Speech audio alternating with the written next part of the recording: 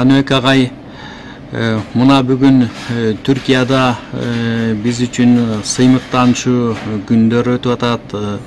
Өзүңүз келип 2 күндөн бери жолугушууларды өткөрүп, ар кандай иш-чараларга да катышып жатасыз.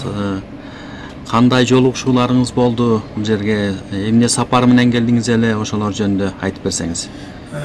Мынакей 2 күндөн бeri туура айтасыз. Түркиянын баш калаасы Анкара шаарында биз Кыргызстандан келген, атайын келген делегация абдан чоң жолугушууларды өткөрдүк. Бир топ иш-чаралар болду.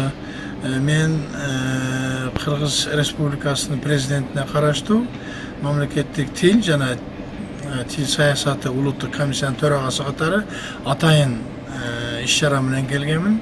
Биздин негизги максат Түркиянын şu beldi agentlikler menен жолугушуп, алардын башчылары менен бир чоң миссияны даярдоо маселеси болчу. Ал деген бүткүл дүйнөлүк түрк тилдүү элдердин форумун өткөрүү, негизинен түрк тили боюнча. Биздин мерчемдер боюнча бул 2023-жылдын 25-27 майында Бишкек шаарында уюштурулмакчы. Бунун негизги демилгечиси эл аралык маданий борбор болгон бул Түрксой. Түрксойдун баш катчысы биздин жердешибиз Султан Раев. Ошо кишинин демилгеси менен бир 2 ай мурун мерчемделген иш болчу. Мынакей кечөө биз Түркиянын эң белдүү билим берүү боюнча борбор болгон Мариф фондунда болдук. Жетекчилер менен жолугуштук. Негизинен ошол мерчемделген иш-чарага өзгөчө көңүл бурула турган бул билим берүү тармагы. Ошо билим берүү тармагын, анын келечегин, анын кандай максаттарда, кандай форматтарда колдонуу боюнча бир топ сүйлөшүүлөргө жетише алдык. Бул абдан жакшы болду. Андан кийин бүгүн дагы 2 Түркия мамлекетинин ири агенттиктери, бул биринчи ЧИКА эл аралык борбор, анын жетекчиси менен да макулдашуулар болду. Мында негизинен ошол биз жогорудагы айткан эл аралык форумдун каржыланышы, алардын илимий усулдук жагынан дагы мындай жардам көрсөтүү маселелери коюлду. Биз буга жетише алдык. Андан кийин дагы бир абдан маанилүү Türkiyalık mamleketlik kuram bul mamleketlik til kurumu an başçıları menen süйлөшүүлөр жүрүшүндө biz negizinen alfabet maselesi yönünde söz kurduk. Alfabet ve ortak alfabet. Eğer de sizlerge belgili bolsa, biz ошол Sovetler Soyuzu'ndan ajragandan keyin bir top borbordo Asia өлkөлөрү dagы özünün negizinen Türk tilдүү göz karandысы өлкөлөр, булар Өзбекстан, Казакстан, Кыргызстан, Түркмөнстан жана Азербайжан. Алар негизинен латын алфавитине өтүшкөн. Ушул жактан биз Кыргызстан бир топ артта калганбыз. Ал баарына белгилүү. Ошол маселени көтөрүү, кандай шартта, кандай форматта өтүү маселеси. Ал үчүн ошол Түрк тил куруму спонсорлук кылган, жардам берген өзүнчө бир аягындай илимий практикалык конференциялар өтүп атат. Мисалы үчүн сентябрь айынын аягында Бурса шаарында өткөн. Ошондо сөз козголгон болчу. Ошону да иликтеп келдик. Бүгүн да бир топ сүйлөшүүлөр жүргүзүлдү. Кезектеги жыйынды Бишкек шаарында өткөрүү боюнча ар бир түрк тилдүү өлкөлөрдөн 2ден адистер катышуу менен туруктуу кандайдыр бир илимий методикалык тайпа, группа түзүлө турган болду. Менимче иш ордунан жылгандай болду. Биз абдан ыраазыбыз. Отушуулардын баардыгы бүгүн Анкара шаарындагы ошо Түрксой өзү уюштуруп аткан Кыргыздын белдүү жазуучулары, мамлекеттик ишмерлеринин юбилейи менен да байланыштуу болду. Мисалы, Токтолот Абдымомуновдун 100 жылдыгы, бул Кыргыз профессионалдык театрынын негиздөөчүсү. Андан кийин бүгүн биздин белгилүү жазуучу, биздин ошол көркем адабият патриархы Түгелбай Сыдыкбектин 110 жылдыгы, анан Касым Тыныстановдун да юбилей менен байланышкан. Касым Тыныстанов биринчи жолу биздин ошо Совет Союзу менен куралып жаткан кезде анын составында кыргыз тилинин жаратуучусу, түзүүчүсү болгон киши. Ал кишинин эмгектери абдан жогору бааланып, мына акыркы учурларда көп сөздөр козголуп келатат. Анткени бул киши биринчи жолу бир эле кыргыз тилинин грамматикасын түзбөстөн бардык спектр боюнча бул биринчи жолу латын алфавитин колдонуп киргизген адам болчу.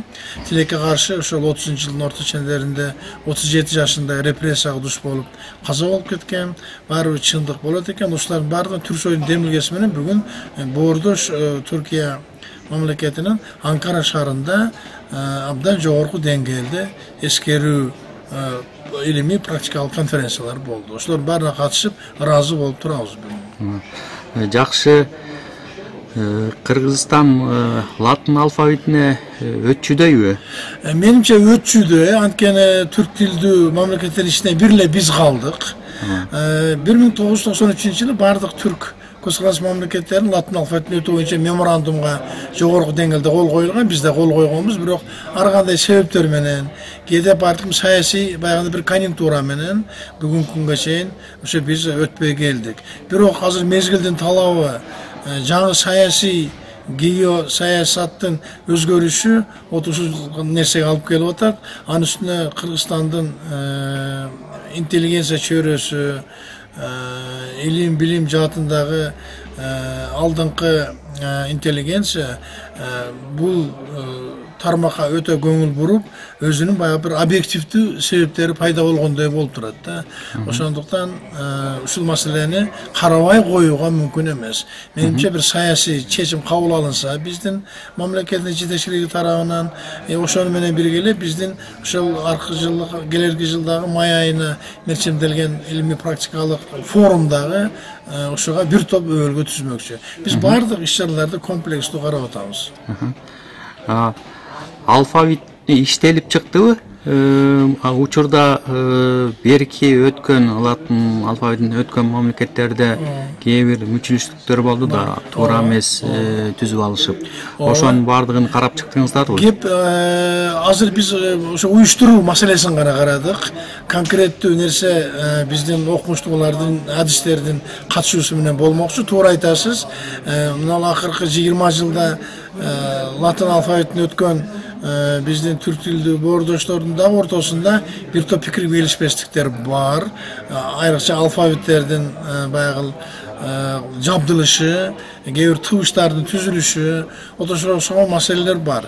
Бүгүнкү күндө универсалдуу орток алфавит түзүлдү деп айта албайбыз. Бул эми негизги илимий баягындай бир талашуулар, өзүнчө дискуссиялар болуп атат. А биз Кыргызстан принципиалдуу түрдө ошо латын алфавитине өтүүнү чечим кабыл ала турган болсок, анда ошол эле 20 жылдын ичинде биздин окумуштуулардын да өздөрүнүн версиялары бар алфавиттер боюнча. Ошол версияларды адаптация кылып, унификация кылып, айрыкча ошол Казакстан, Өзбекстан, Түркия, Азербайжан менен биргелешкен орток алфавитине өтүүгө биз кызыктарбыз. Бүгүнкү конференцияда дагы докладтарда айтылбадыбы? Касым Тыныстанов алгачкылардан болуп латын алфавитин түзгөн депчи. Ошол алфавит дагы каралабы? Каралат. Ал негизин ошол түзөт албетте.